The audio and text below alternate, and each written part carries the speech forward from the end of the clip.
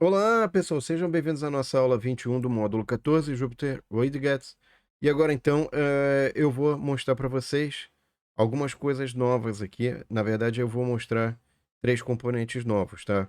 Só, by the way, people, eu fiz na aula passada um componente chamado Password, que servia para digitar senha, assim, tinha cosmética de senha e tal. É legalzinho, dá uma olhada lá no card aqui que vai aparecer em algum lugar. Bum! Se você não quiser também ver, vamos para essa aula que não depende da anterior, mas é sempre legal ver coisas novas, hein, pessoal? Vamos lá.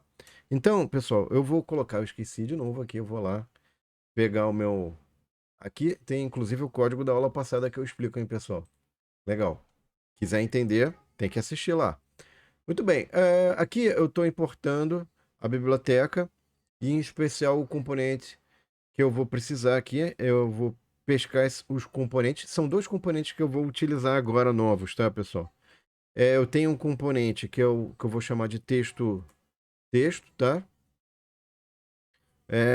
Widgets label. O label ele funciona quase como a gente vai usar quase como se fosse um description que escolha um valor, tá? Normalmente os componentes vêm com um parâmetro description e a gente usa ele, tá? Eu vou botar no control aqui. Então eu vou ter o texto, eu vou ter o controle ali. Esse controle, na verdade, pessoal, o que que ele vai ser? Ele vai ser um float slider, tá? E os parâmetros dele que a gente vai colocar, eu vou botar um value.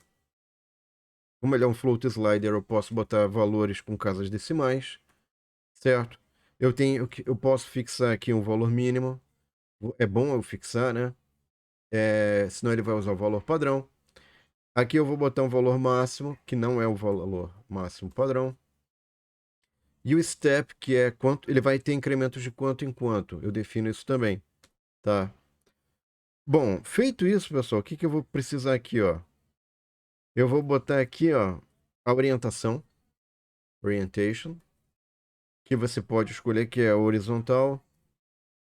E vou colocar também o readout, tá? Readout, eu vou botar true. E é interessante por quê? Porque quando eu ponho readout true,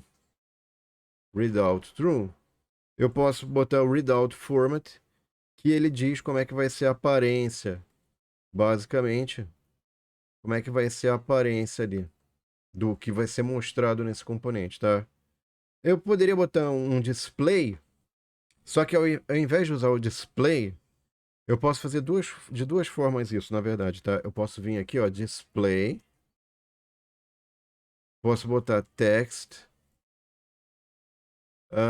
control, tá? Então veja, aqui na hora de exibir, eu posso fazer.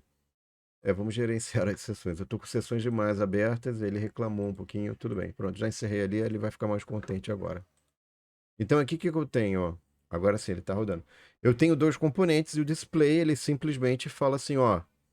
Põe um componente, que é o label, e depois desenha o outro componente, tá?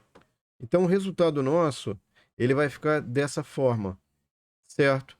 Agora, eu poderia ter usado também, pessoal, um componente para guardar os componentes. Então eu posso fazer para agrupar digamos assim, dizer como é que eles devem ser desenhados, que é o hbox. Ele até botou ali bonitinho, hbox, tá?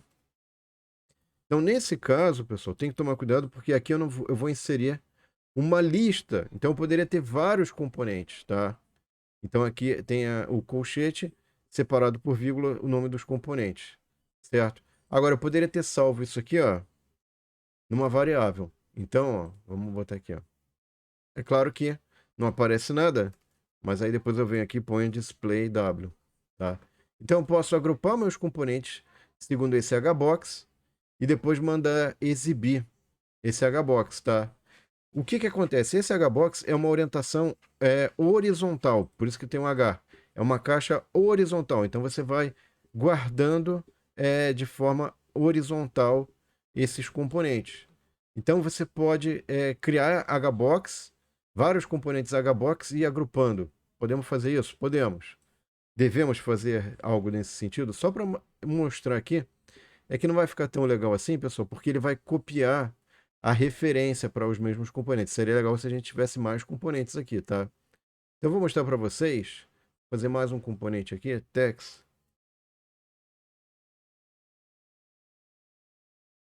text2. Pronto. Botei um textozinho aqui, tá?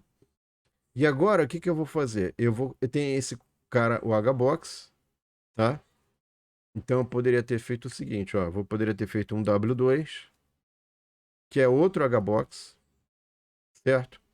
E eu posso então empacotar hbox dentro de hbox. Simples assim, ó. Vamos ver, ó.